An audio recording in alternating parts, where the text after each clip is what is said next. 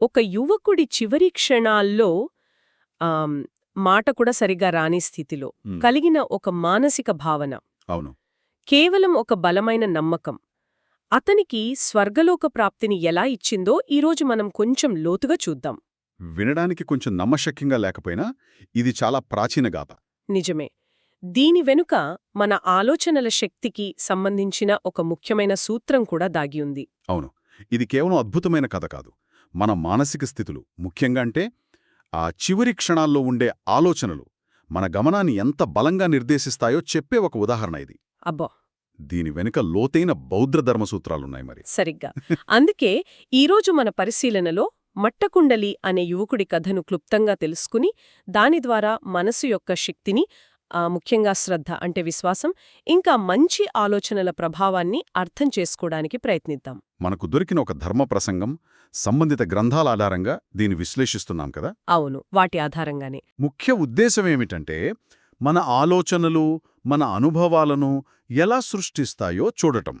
హా, మట్టకుండలి కథ దీనికి ఒక మంచి ఉదాహరణ అన్నమాట. శక్తివంతమైన దృష్టాంతం అని చెప్పాలి. సరే, కథలోకొస్తే అదిన్న పుబ్బక్కడు అనే పేరుగల ఒక బ్రాహ్మణుడుండేవాడు. ఆ పేర్లోనే ఉంది, అదిన్న పుబ్బక అంటే మునుపెన్నడు ఏమీ ఇవ్వనివాడు అని. అవును, చాలా ధనవంతుడు, కాని పరమలోభి. పేరుకు తగ్గట్టే అతని పిసినారీతనం అంతా ఇంతా కాదు. ఎంతలా అంటే ఎంత అంటే తన ఒక్కగానొక్క కొడుకు మట్టకుండలికి బంగారు చెవిపోగులు, కుండలాలు అంటారు కదా, ఆ అవి చెయ్యడానిక్కూడా కంసాలికి కూలి ఇవ్వడం ఇష్టం లేక తానే సుత్తితో కొట్టి తయారుచేశాడు. అందుకే ఆ అబ్బాయి పేరు మట్టకుండలి అయింది. ఓహో, అంటే అంత లోభమా? ఇక్కడ ఆ తండ్రి ప్రవర్తనలో లోభం అంటే విపరీతమైన వ్యామోహం, పట్టుదల స్పష్టంగా కనిపిస్తున్నాయి. అవును, వస్తువుల మీద, డబ్బు మీద ఉన్న మమకారం ఎంత బలంగా ఉందో అర్థమవుతుంది. ఇది కథలో తర్వాత వచ్చే సంఘటనలకు ఒక రకంగా పునాది వేస్తుంది. నిజమే. ఆ పిసినారితనం వల్లనే కొడుకు జబ్బు పడితే మామూలుగా వైద్యుడి దగ్గరికి తీసుకువెళ్ళాలి కదా, ఆ కాని తీసుకోవెళ్లలేదు, డబ్బు ఖర్చవుతుందని. తానేదో పసురువైద్యం చేశాడు. పాపం ఆ అబ్బాయి. వ్యాధి ముదిరి పరిస్థితి విషమించాక కూడా ఇంకా దారుణమేమిటంటే కొడుకు చనిపోతే బంధువులు వచ్చి తన సంపద చూసి నిందిస్తారనే భయంతో ఇంటి వరండాలోకి తెచ్చి పడుకోబెట్టాడు, ఇంట్లోకి కూడా కాదు. చూడండి, లోభమనే ఆ ఒక్క మానసిక స్థితి మనిషిని ఎంత క్రూరంగా మార్చగలదో. కన్న కొడుకు ప్రాణం కంటే ఆస్తిపై బెంగెక్కువైంది. ఇది అకుశల చిత్తం, అంటే చెడు మానసిక స్థితి యొక్క ప్రభావం అన్నమాట. సరిగ్గా ఆ సమయంలో బుద్ధుడు తన జ్ఞాన దృష్టితో మట్టకొండలి దీనస్థితిని, అతనిలో ఉన్న మంచి సామర్థ్యాన్ని గమనించారట. ఆ కేవలం కరుణతో భిక్షాటనకు వెళుతూ ఆ ఇంటి ముందు నిలబడ్డారు. మట్టకుండలి అప్పటికే లోపలికి తిరిగి పడుకొని కదలలేని స్థితిలో ఉన్నాడు. మరి బుద్ధుణ్ణి ఎలా చూశాడు? బుద్ధుడు ఒక కాంతి కిరణాన్ని ప్రసరింపచేశాడట. ఆ కాంతిని చూసి చాలా కష్టంమీద తల తిప్పి చూశాడు. ఎదురుగా ప్రశాంతంగా నిలబడి ఉన్న బుద్ధుణ్ణి చూశాడు. అదే అత్యంత కీలకమైన క్షణం. మాటలు లేవు, అక్కడ ఏమీ చర్యలు లేవు. అవును, కేవలం చూపు మాత్రమే. కేవలం చూసి మానసికంగా అత్యంత ప్రగాఢమైన విశ్వాసం, భక్తి అంటే శ్రద్ధ అంటాం కదా, దాన్ని కలిగించుకున్నాడు. ఆ స్వచ్ఛమైన, ఏకాగ్రమైన మానసిక స్థితితోనే అతను మరణించాడు. నమ్మశక్యంగా లేదుగదా. ఆ ఒక్క మానసిక స్థితి ప్రభావంతో మరణించిన వెంటనే మట్టకుండలి తావతింస స్వర్గంలో ఒక దేవతగా జన్మించాడు. అద్భుతం. అక్కడ తన పునర్జన్మకు కారణం కేవలం బుద్ధుడిపై ఉంచిన ఆ మానసిక విశ్వాసమే అని తెలుసుకున్నాడు. కాని తన తండ్రి ఇంకా భూలోకంలో దుఃఖిస్తున్నాడని గ్రహించి సహాయం చెయ్యాలని మళ్లీ భూలోకానికి వచ్చాడు. అంటే తండ్రి మీద ప్రేమతో వచ్చాడన్మాట. శ్మశానంలో తండ్రి ఏడుస్తుండగా పాత బాలుడి రూపంలో కనిపించి తానూ ఏడుస్తున్నట్లు నటించాడు. ఎందుకు ఏడుస్తున్నావని తండ్రి అడిగితే, నా రథానికి సూర్యచంద్రుడు చక్రాలుగా కావాలి, అందుకే ఏడుస్తున్నా అని చెప్పాడు. దానికి తండ్రి నవ్వి, పిచ్చివాడా, కనిపించే వాటికోసం, అసాధ్యమైన వాటికోసం ఏడుస్తావా అన్నాడు. అప్పుడు వెంటనే ఆ బాలుడు, అవును, వెంటనే బాలుడు, మరి కంటికి కనిపిస్తున్న సూర్యచంద్రుల కోసం ఏడ్చే నేను అవివేకినా, లేక కంటికి కనిపించకుండా మరణించిన కొడుకు కోసం ఏడ్చే నువ్వు అవివేకివా అని ప్రశ్నించాడు. ఆ దెబ్బతో తండ్రికి ఆలోచన కలిగి ఉంటుంది. ఖచ్చితంగా. ఆ ప్రశ్న తండ్రిలోని అజ్ఞానాన్ని, ఆ వ్యామోహాన్ని సూటిగా తాకింది. మరణించిన వారికోసం శోకించడం నిరర్థకమని, బ్రతికి ఉన్నప్పుడు చెయ్యాల్సినవి చెయ్యలేకపోయానే అన్న పశ్చాత్తాపం కన్నా ఉన్నవాటితో మంచి పనులు చేయడం ముఖ్యమని పరోక్షంగా చెప్పినట్లయింది. ఆ తర్వాత బాలుడు తానే మట్టకుండలి అని బుద్ధుడిపై ఉంచిన విశ్వాసం వల్లే స్వర్గంలో పుట్టానని చెప్పి తండ్రిని దానధర్మాలు చేయమని బుద్ధుణ్ణి ఆహ్వానించమని ప్రేరేపించాడు. అంటే కొడుకే తండ్రికి దారి చూపించాడు. అవును, తండ్రిలో మార్పు వచ్చి బుద్ధుణ్ణి సంఘాన్ని భోజనానికి ఆహ్వానించాడు. విషయం తెలిసి ఆ పిసినారి దానం చేస్తున్నాదని ఊరంతా ఆశ్చర్యపోయి చూడ్డానికి గుమిగూడారట. అదో పెద్ద వింతలాగా చూసింటారు. దానం పూర్తయ్యాక ఆ బ్రాహ్మణుడు బుద్ధుణ్ణి అడిగాడు. అవును, సందేహం ఇంకా పోలేదతనికి. స్వామి, దానం చెయ్యకుండా, శీలం పాటించకుండా కేవలం మానసిక విశ్వాసంతో స్వర్గం సాధ్యమేనా అని అడిగాడు. అందరిలోనూ ఉండే సహజమైన సందేహమే అది. అప్పుడు బుద్ధుడి సూచన మేరకు మట్టకుండలీ దేవతారూపంలో, అంటే తన అసలు స్వర్గలోక రూపంలో ప్రత్యక్షమై తన కథను వివరించాడు. అప్పుడుగాని అందరికీ నమ్మకం కుదరలేదు. ఆహా, ఇది కథ. ఇప్పుడు దీని వెనుక ఉన్న అసలు సూత్రమేమిటి? కేవలం ఆ మానసిక విశ్వాసం అంత శక్తివంతమైనదా? అవును, అంత శక్తివంతమైనదే. దీని వెనుక ఉన్నది బౌద్ధధర్మంలోని అతి ముఖ్యమైన సూత్రాలలో ఒకటి. ఇది ధమ్మపదమనే గ్రంథంలోని మొదటి 2 గాథలలో, అంటే పద్యాలలో చాలా స్పష్టంగా చెప్పబడింది. ఓ, ధమ్మపదంలో ఉందా? పదాలకర్థం. అంటే మనం అనుభవించేవన్నీ, సుఖదుఖాలు, అనుభవాలు, వీటిని ధమ్మ అంటారు. అవన్నీ మనస్సు, మనో చేత నడిపించబడతాయి. మనస్సే వాటన్నిటికంటే ప్రధానమైనది. మనోసిట్ఠ అంటే అదే శ్రేష్టమైనది.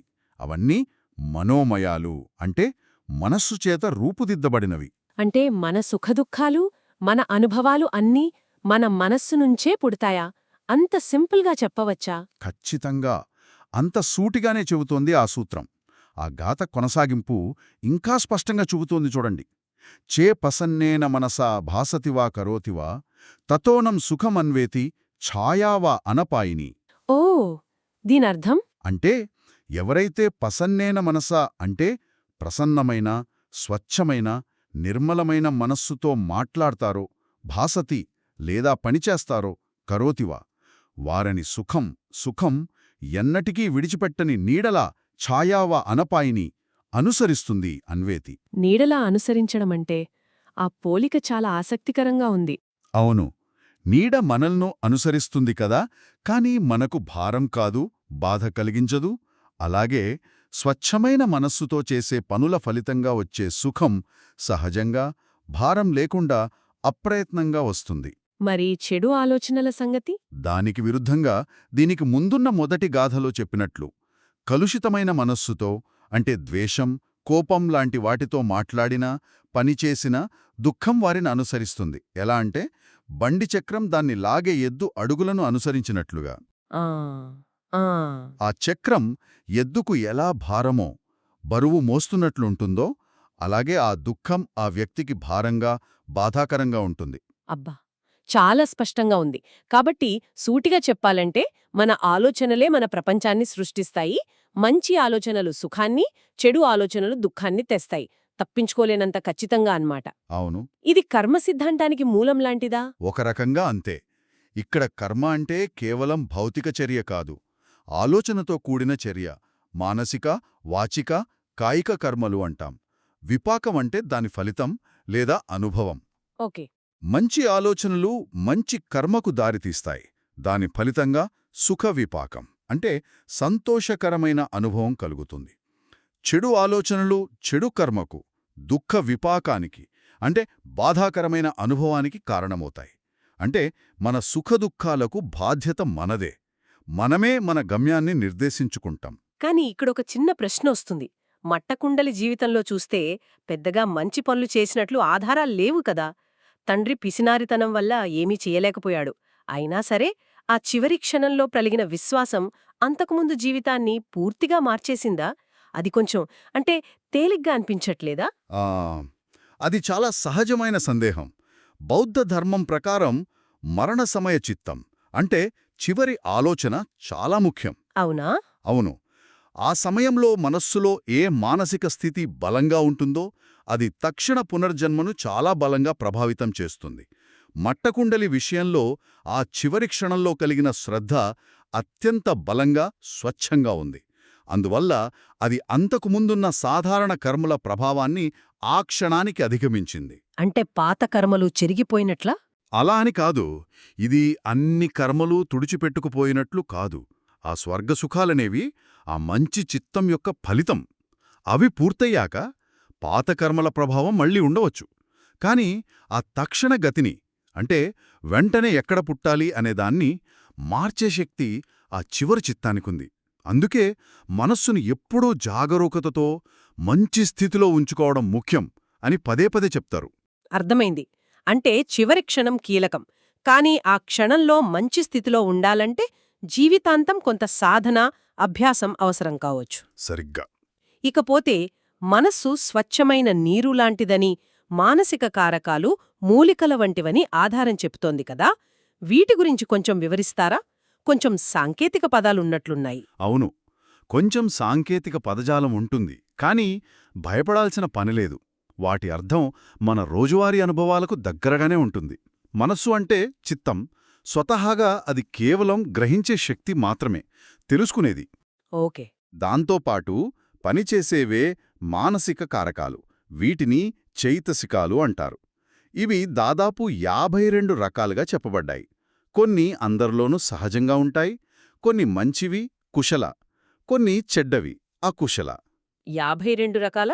అన్నీ అవసరం లేదనుకుంటా మనకిప్పుడు. లేదు.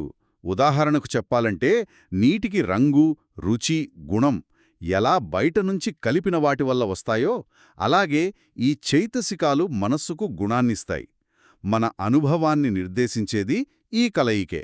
సరే, అన్నింటినీ కాకుండా మట్టకుండలి కథకు మనం చర్చించుకుంటున్న మనోపుభంగమా సూత్రానికి ముఖ్యంగా సంబంధమున్న కొన్ని కీలకమైన మంచి అంటే కుశల చైతసికాల గురించి చెప్పండి. ముఖ్యంగా ఆ శ్రద్ధ గురించి. తప్పకుండా. మనం కొన్ని ముఖ్యమైన కుశల చైతసికాలను చూద్దాం. శ్రద్ధా విశ్వాసం. మట్టకుండలి కథలో ఇదే కదా ప్రధాన పాత్ర పోషించిందే. అవును. శ్రద్ధ అంటే గుడ్డి నమ్మకం కాదు. ఇది మంచి వాటి పట్ల, సత్యం పట్ల, ఉదాహరణకు బుద్ధుడి బోధనల పట్ల ఒక విధమైన ప్రగాఢమైన విశ్వాసం, ఆమోదం. ఇది మనస్సులోని సందేహాలను, కాలుష్యాలను తొలగించి దాన్ని శుద్ధి చేస్తుంది. ఒక లక్ష్యం వైపు మనస్సును నడిపించే శక్తి దీనికి ఉంది. ఆహా. ఉదాహరణకు ప్రయాణానికి డబ్బు ఎంత అవసరమో ఆధ్యాత్మిక మార్గంలో ముందుకు సాగడానికి శ్రద్ధ అంత అవసరమని పోలుస్తారు. మట్టకుండలికి ఆ క్షణంలో కలిగిన స్వచ్ఛమైన శ్రద్ధ అతని మనస్సును ఎంతో ఉన్నత స్థితికి తీసుకెళ్ళింది. శ్రద్ధతో పాటు మనస్సును మంచి స్థితిలో ఉంచడానికి ఇంకేవి ముఖ్యమైనవి? రెండవది సతి, స్మృతి, ఎరుక. ఇది కూడా చాలా కీలకం. అంటే ప్రస్తుతం జరుగుతున్న దానిపై స్పష్టమైన ఎరుక కలిగి ఉండటం. అప్రమత్తత. మైండ్ఫుల్నెస్ అంటారే, అదేనా? దాదాపు అదే. మనం ఏం ఆలోచిస్తున్నాం, ఏం మాట్లాడుతున్నాం, ఏం చేస్తున్నాం అనే దానిపై స్పృహ ఉండటం. ఇది చెడు ఆలోచనలు వచ్చినప్పుడు వాటిని గుర్తించి, వాటికి బదులుగా మంచి ఆలోచనలను పెంపొందించుకోవడానికి సహాయపడుతుంది. ధ్యానంలో ఇది ప్రాథమికమైనది. మరుపును నివారిస్తుంది. ఓకే. తర్వాత? మూడవది ప్రజ్ఞాజ్ఞానం. ఇది కేవలం పుస్తక జ్ఞానం కాదు సుమా. విషయాలను యథార్థంగా లోతుగా అర్థం చేసుకోగలగడం. ముఖ్యంగా అనిత్యత అంటే అన్నీ మారుతూ ఉంటాయి, ఏదీ శాశ్వతం కాదు. దుఃఖం అంటే అశాశ్వతమైన వాటిపై ఆధారపడటం వల్ల కలిగే అసంతృప్తి. అనాత్మ అంటే శాశ్వతమైన నేను అనే ఆత్మ లేదు అనే వాస్తవాలను గ్రహించడం. అంటే ఇది కొంచెం ఫిలసాఫికల్గా ఉంది. అవును, కాని అనుభవంలోకి తెచ్చుకోవాల్సింది. శ్రద్ధ విశ్వాసాన్నిస్తే, ప్రజ్ఞ సరైన మార్గాన్ని, ఎందుకు చేస్తున్నామో అనే స్పష్టతను చూపిస్తుంది. ఈ రెండూ సమతుల్యంగా ఉండాలి. ఎక్కువ శ్రద్ధ ఉండి ప్రజ్ఞ లేకపోతే మూఢనమ్మకమవుతుంది. ఎక్కువ ప్రజ్ఞ ఉండి శ్రద్ధ లేకపోతే కేవలం మేధో విన్యాసమవుతుంది. మట్టకుండలికి ఆ క్షణంలో శ్రద్ధ కలిగింది, కాని అతని తండ్రికి తర్వాత బుద్ధుడి బోధనలు విని ప్రజ్ఞ కలిగే అవకాశం వచ్చింది. అర్థమైంది. అంటే శ్రద్ధ, ఎరుక, ప్రజ్ఞ ఈ మూడు చాలా ముఖ్యమైనవి. మరి చెడు వాటిని తగ్గించేవి కూడా ఉంటాయా ఈ మంచి కారకాల్లో? అవును, మంచి మానసిక స్థితులు సహజంగానే చెడు వాటిని తగ్గిస్తాయి. ఉదాహరణకు అలోభ అండ్ అదోస. అలోభ అంటే లోభం, అత్యాశ, రాగం లేకపోవడం. అదోస అంటే ద్వేషం, కోపం, పగ లేకపోవడం. మట్టకుండలి తండ్రిలో లోభం విపరీతంగా ఉంది గదా. అవును, కుశలచిత్తం పెంపొందించుకుంటే ఈ అలోభ, అదోస గుణాలు పెరుగుతాయి. తద్వారా మనసు ప్రశాంతంగా ఉంటుంది. ఉదాహరణకు, దానం చేయడం అలోభాన్ని పెంచుతుంది. మైత్రి, మెత్తాభావన అంటే అందరిపట్ల స్నేహభావం అదోసాన్ని పెంచుతుంది. ఆహా. ఇవే కాకుండా మానసిక సమతుల్యతను కాపాడే తత్రమధ్యతత, ఉపేక్ష అంటే స్థితప్రజ్ఞత లాంటిది మనసును ప్రశాంతంగా, పసద్ది, తేలికగా, లహుత, మృదువుగా, ముదుత, చురుకుగా, పనిచేయడానికి అనువుగా, కమ్మంజత ఉంచే అనేక ఇతర సహాయక గుణాలు కూడా ఉన్నాయి. ఇవన్నీ కలిసి పనిచేసి మనస్సును ఆరోగ్యంగా, సంతోషంగా ఉంచుతాయి. అంటే ఇన్ని మంచి మానసిక లక్షణాలను మనం అభ్యాసం ద్వారా పెంపొందించుకోవచ్చంటారా? ఖచ్చితంగా. ఇవేవో అదృష్టములోచ్చేవి కావు. శీలపాలన అంటే మంచి నైతిక ప్రవర్తన పాటించడం, సమాధి, ధ్యానం, ఏకాగ్రత సాధన చేయడం, ప్రజ్ఞ, జ్ఞానాన్ని విశ్లేషణ ద్వారా, ధ్యానం ద్వారా పెంపొందించుకోవటం, ఈ 3 శిక్షణల ద్వారా వీటిని క్రమంగా అభివృద్ధి చేసుకోవచ్చు.